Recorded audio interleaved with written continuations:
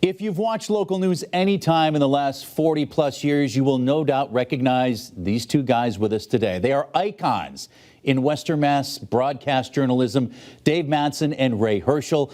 And as ABC 40 and by extension Western Mass News celebrates its 70th anniversary, we thought it only fitting to circle back with them both. Now, we'll talk a little bit about the good, the bad, and the ugly over their long careers. But first, let's start from the beginning. I'm assuming you guys are pretty good on TV, so this should be an easy interview. I'm used to being on that side of this, so it's... now you're both in the hot seat. It's a different dynamic over here. And I'm sorry I didn't wear a tie. I really... You look good. None of my shirts fit anymore. Well, so I got your memo, Chris, but apparently Dave didn't. Well, at least two of us are. There you go.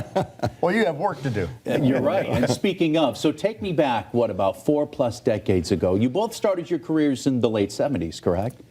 You started a little I late started 60s. in 68, Chris. 68. On the radio here at, it was WHYN Radio and Channel 40 Television. This facility, which is the TV station today, was both a radio, AM, FM, and TV station. So you were just radio so at just first. started my first job in radio. Now, when did you segue to television? A couple of years later, I'd say by 73, I was pretty much in the television So full-time. I wasn't it took a that few far years. off when I said in the 70s. Yeah. And Well, Dave, you were... When he was here, I started at HMP in 1970. I was still at college. You had already graduated. I did, but, yeah. And I was already working here. It kind of working in radio kind of destroyed my college career. But so I spent nine years there, and It's interesting. A lot of the veteran broadcasters back then started their careers in radio. In radio, sure. As opposed to coming into training. television. TV was still in its infancy in a sense. I mean, as far as it really didn't become ubiquitous until maybe the late 40s, early 50s. We were still colored, but, but when you started here, and I spent some time at 22 behind the scenes, it was still film. Sure. So, I mean, that was the big difference then. Yeah, more than anything. But we were color. It was not pretty, but it was color. You would go out with a photographer, and as Dave said, you would shoot 16 millimeter film. The photographers would have Bolex cameras. They would shoot the film. Porter would get the facts. The photographer would come back to the station, would have to process that film in a processing room, going through chemicals, developing the film, and then you had to take the film, put it on a small reel, chop and splice, chop and splice, put it on a small reel, and that reel ran on a projector, and that was the news story. Yeah, that was editing. It never changed either. It's like that was your rundown stayed the same. Doesn't change like it does today. Well, you really logistically you really couldn't change it once the story was edited. I was thinking about that today. You know, when I went into journalism school, our professor always said, the stories, the news doesn't happen in the newsroom. You need to get out there. Yeah. Nowadays, though, you have cell phones, you have the internet, you have laptop computers, and I think through the pandemic, it was almost the case where you could stay in the newsroom and gather a story because you had all the information via the internet. You could do Zoom interviews. Right. You could get an expert that was on the West Coast. And you could that wasn't the case in the day. Oh, no. And you could get tips so easily now, through Facebook, through emails or whatever. The big thing back then was phoners. Yeah. You would call them, but the whole thing. I can remember when the conversion was made from film to video. Photographers hated it because actually I saw a picture. It's changed. I saw a picture of it the other day. You were carrying like 100 pounds of gear. Well, that was beta. This was 3/4 inch. Oh, 3/4 inch even before beta. So you went to beta. You had a separate camera. You had a recorder pack. You had all of your batteries. You had which were called bricks because they were about as heavy as a brick. They were bricks. But they had the white balance and everything else. And I can remember the photographers going, we hate it because by the time you get set up, the story could be done, especially with breaking news. Yeah. And they were just heavy to lug around, and guys are getting back injuries, and I mean it was just physically a demanding job for the photographers. Yeah. And in a sense, it still is, although the equipment has gotten a lot less heavy. I mean, when you look at the quality of phones now, it's 1,000 times greater than those first video cameras. And I wonder if in maybe 10, 20 years, everything isn't just shot on phones or something analogous to it. We'll have a camera chip in our phone. That is true. If Elon Musk has anything to say about it. With a check mark next to it. Or a station hat with a camera right on it. Right. Well, there was a spoof about that. Tell me about some of the interesting or stories that stand out to you in your career. I know it's difficult because there's been so many, but has there been anything that really made an impression on you? I think it changed through the years. For me to this day now, and there were stories beforehand, but it has to be the 2011 tornado. I mean, just how in an afternoon everything. We went from a quiet afternoon to just pure hell, but it was also the best television I think we ever did. We did 5-6 hours straight live that night, but it was all on the fly. Yeah. But as far as the devastation, and I think that's probably the biggest one. Yeah. I remember going out with photographer John O'Donoghue as soon as the tornado hit, and literally we had trouble getting around because many of the roads were closed because of trees down, all the damage, and eventually made our way up near Cathedral High School where there was a tremendous amount of damage. And to see that devastation, it literally looked like a war zone. Homes with roofs ripped off, furniture strewn about in the street. It was really, really bad. Yeah, the interesting part about that too was the owner at the time had never really seen a breaking news story like that, and he walked into the newsroom probably about 4:30, and it looked chaotic. Sure. But the thing is everybody knew what they had to do. It's like you didn't have to tell them. And it happened, and it's why we do this. I think more than anything else. I mean, obviously you've got the adrenaline rush and everything else, but it's when we saw everybody here at their finest. I mean, I look at it, I said it was a thing of beauty because this is what we do it for. The way everyone came together. Everyone came together, and the product that eventually we put on the air, I think, was exemplary. Oh yeah, something to be very good, very proud of. Yeah. The story I remember most, Chris, was my first big TV story. We talked about the transition from radio to TV. This was in '73, and as you know, that was the time where many of the POWs who were held captive in North Vietnam were coming home to the United States, were being released. And there was a group of local POWs from Westover who were coming home to Westover Air Reserve Base.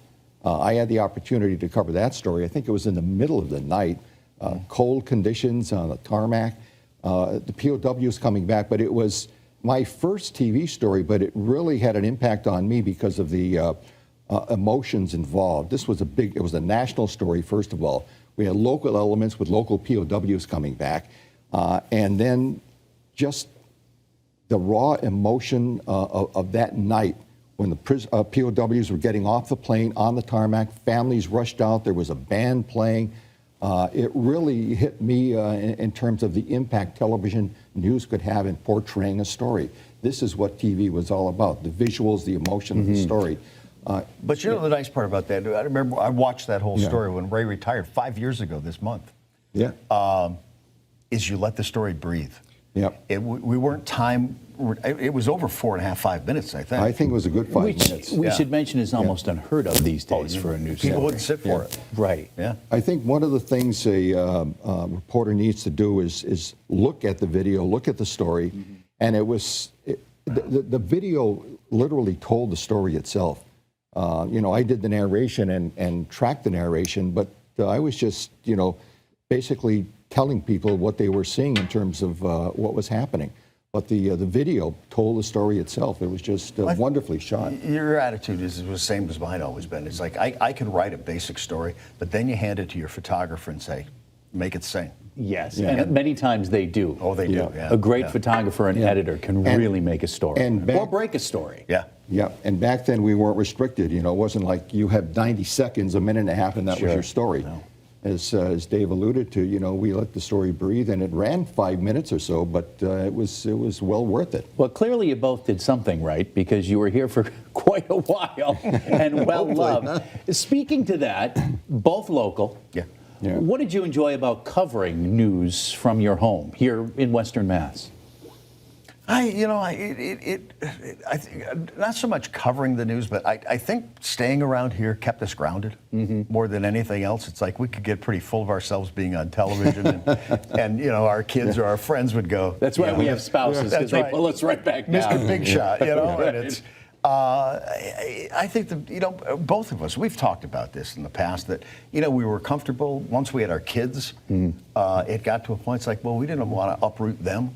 Yes. So the ability to do that, and I think for me, the other part was when people were comfortable enough to come up and say, I like this, didn't like it, or suggest this or that. But they were that comfortable with us, and I think, and I think it carries over to this day. I'm sure, wherever you are, somebody's going to come up to you. Generally let me know how they feel. Yeah. But to your point, true. they're neighbors, family, and friends because we're from this area. Yeah. And I think another element too, Chris, is that, we were familiar with the newsmakers. They were familiar with us. And that added to, I think, the credibility we tried to portray as reporters and we exhibited as reporters. And people felt comfortable saying, their fellow citizens on the air who grew up in this area. And it added to the credibility of a reporter. And without that credibility, there's not much a reporter has. So that worked out extremely well, I think, just being part of the community. And I've always felt, just besides being a reporter, I love Western Massachusetts. My wife is from Western Massachusetts. We have family and friends here. When I first started in '68 on the radio here, I had no intentions of working at the same station for this long a period of time. No, none of us did. No. Yeah. A year later, I met. It's funny how that happened. Not sure if I could have gotten hired anywhere else, but Yeah. No, you would. But they wouldn't hire me here. well, because they hired me. Remember? I came here. I remember telling Durham this story. I came here for a radio audition in the mid-'70s, and no, you don't have what it takes. It's okay. I think we've all heard that several times in our career, but you keep plugging. Yeah, you do. Absolutely. But a year after I was here, I met my wife-to-be. She was from Springfield. She was local. We got married within a year, and the rest is history, as they say. As they say. And Our family story's grew up here. parallel, too, with our really, wives. And then, things just worked out. Yeah. As they do. I know I want to get into some of the funnier aspects and fun aspects of the career, because it is.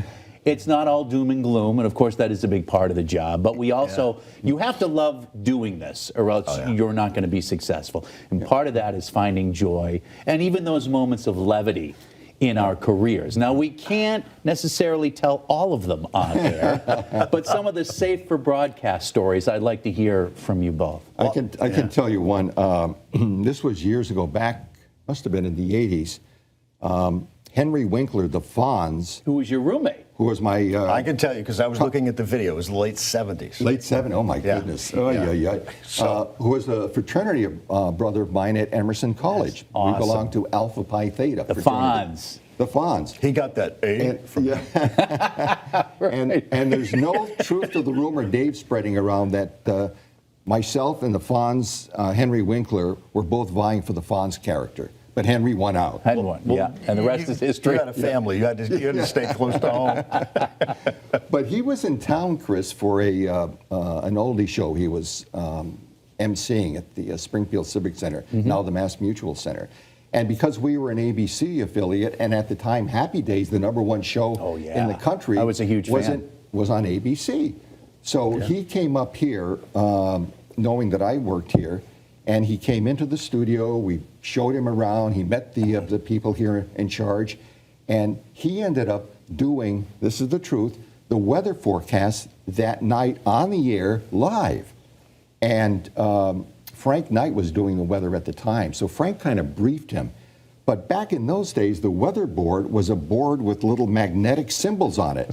You know, like a little squiggle would be a remember warm watching front. this. It was good. This would be a cold Sun, front. the clouds. Yeah, this would be clouds and everything. So Winkler wasn't particularly tuned into this area, but being the actor he is and the comedian he is, he did the weather forecast flawlessly, and we had the biggest laugh here. Can you imagine him up there with a pointer doing the weather forecast for New England? Do we have the tape anywhere? Yes, we're probably watching it now. We do have it. Yeah. We do have some old clips of that. I'd love to Old see clips of that. It was And all on film. And That was it. here's the interesting part. As Henry was doing the weather, it was sinking into the audience that, hey, this is a live television, right?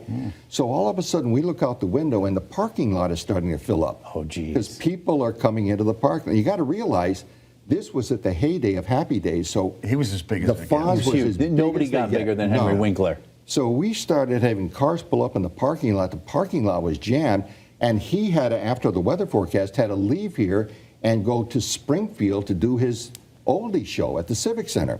And we were figuring, how the heck are we going to get this guy out of here, without people mobbing him? So they dressed her in a wig.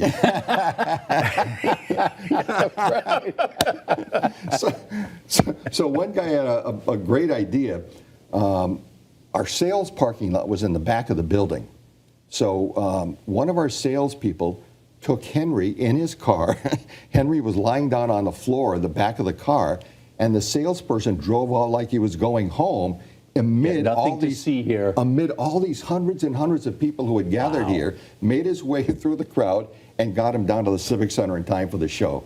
But what a memorable day that was. That is an awesome story. I don't have anything that big. No. It was, but you could try. Well, I could. One of the first things because when I was at the other station, we used to do the Easter Seal Telethon. Mm-hmm. And so it was the first year I was here when we were doing the Muscular Dystrophy Telethon. And my big fear was that I was going to call it the Easter Seal Telethon. So we go on Sunday night, do the whole show, I go home, and we're going to come back the next day. So at breakfast the next morning, my youngest son, Greg, who was, I think, 11 or 12 at the time. He said, "Do you know what you said last night?" I said, "No." He said, "You called it the Easter Seal Telethon." And so I came in. You didn't even notice. I had no idea. And that night, no one said anything to me. And I talked to him the next day. He said, "Well, we didn't want to throw you off." And I felt so bad. But, I mean, there was stuff. There was one thing about Jim Klein was doing sports that night. It was about the running of the horses in Virginia. Chincoteague? Oh, yes, sure, the wild horses. I had never seen It's a tough word to pronounce. Well, my pronunciation, we couldn't say. Right. It was this is the case. I call it. And Klein looks at me and he says, "Chincoteague." I was on the floor. Yeah, sometimes the first it's best time to just admit you can't pronounce the word and move I on. have no idea. It was. And that's the beauty of live television. It is. And you got to keep rolling. You can't take it back. You got to keep rolling. And someone somewhere will make sure that you made a mistake. I heard that one. Oh, yeah. The biggest reaction in my time here that we got was we lost power here one night. And it was right around, I think, 3:30 or 4, so we took our live truck and we fired the live truck up, and we did the show from the parking lot. Yes. Remember that? I do. From the parking lot, and Klein was there. He took a whiteboard and he made a weather map out of it. And Tom Bavacca was doing the weather at the time. Yeah. People loved it. Sure. It was new, simple. it was innovative. Yeah. And it was It's amazing you didn't have to do that from then on out. Yeah. Hey, cost-cutting years. we came this close. Well, okay, final question because we're running out of time. You had one more thing, Ray? More stories, but they would go on and on. I know this would last forever. Yeah. Meet us at a bar. And, There you go. You buy them a beer, they'll talk your ear off all night, trust me. Looking back, did you think your careers would go by like that? I mean, you're retired now. It's been 40 plus years. Did it go by quickly? I can remember. I think with all this, when you start, it's like it seems like it's taking forever. It's the daily grind. Yeah, let me get 2 years experience and I'm going to move on to this. And I think about it. And Ray spent his whole career in one place. I spent it in 3. Well, I don't count my friendly ice cream experience, 6 months of that. But I did 9 years at HMP, 12 years at 22, and then over 30. Well, I'm still, I guess I'm still semi-retired. Considered to be on the books. You were like anchor emeritus, our Dave Madsen. And I've told you, I am never going back day to day. Right. I felt, but as I got older, yes, the time did fly. I mean, the days flew. I think the one thing, my appreciation of working in public relations for 6 months, I was so bored. I was watching the clock all the time. And here, the days fly by and you never watch the clock. And it's the adrenaline rush. You're always doing something different. You're not tied to a desk or an office. And if you're having a bad day, at 11:30, that day's done. You start fresh the next day. That is true. And I realized how much I missed that.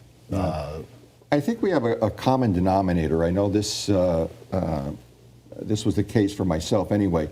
You have a certain love and passion for the work. I've always had a passion for being a reporter. Dave's had a passion for television as well, and you have one too as well, Chris. Otherwise, you wouldn't be here. You have to. As long as you have to. So it's a passion you have, a love for what you do, and a lot of it too is support you get from family, friends, colleagues. I worked at, we could list the number of people we worked with together. Yeah. Just great mentors along the way. Number one on my list is Durham Caldwell, the former news director here, who hired me back in 1968. But it's the little things you pick up along the way. You don't realize that you're picking them up as you go along. Isn't that then the truth? There's some little voice in your head. You realize it's Durham, or for me it was Keith, or Joe Fennessy at HMP. It's and I don't want to wrap it up, but we have to. I will say definitively, for me, it's you two. Meeting you and having you treat me as a colleague was definitely the highest point of my career. You do realize that when you retire, we'll be interviewing you. About to say, for the 80th, let's all meet back here and swap stories. Maybe they'll give us 25 minutes next time. And we sat together in the newsroom. We sat next to each other. Next to me. I remember you saying every morning, "Hey, Pisano, what do you got for me? What stories you got for me?" And I can't tell you how much I enjoyed that. And listening to your stories, Dave, just